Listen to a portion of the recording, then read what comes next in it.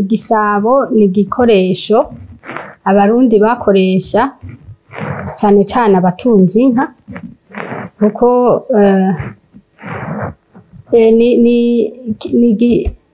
kivuye mu vyatsi vyamera ngahe Burundi no ngaha muri Afrika, bakuramwo udukuza, imikuza, canke ibi bisabo nyene canke ibikunga.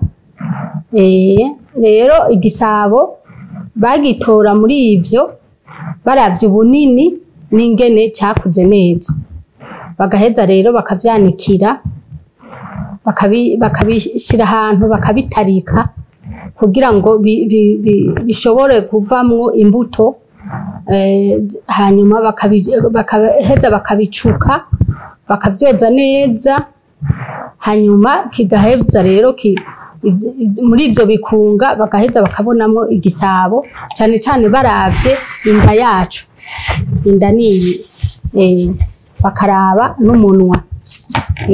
Rero bagaheza rero bakagitoranya muri ivyo bindi, gafata iryo zina ry'igisabo kubera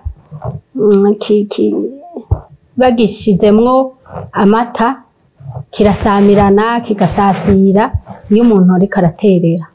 Igisabo ni igikoresho cari cubashwe cane.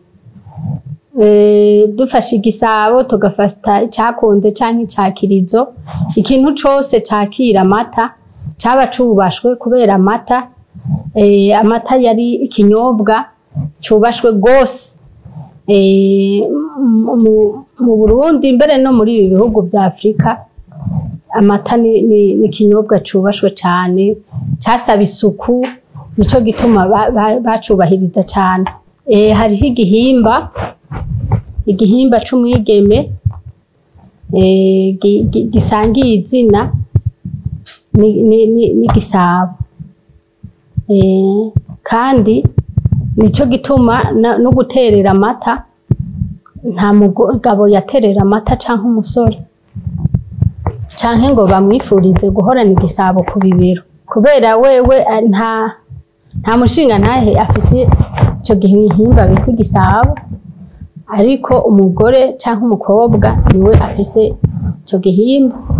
Hanyuma nico gituma bamubwira bati iyo agiye nko kubaka bakamwifuriza ati uzohorane igisabo ku bibero, uzohorane amata ku ruhimbi.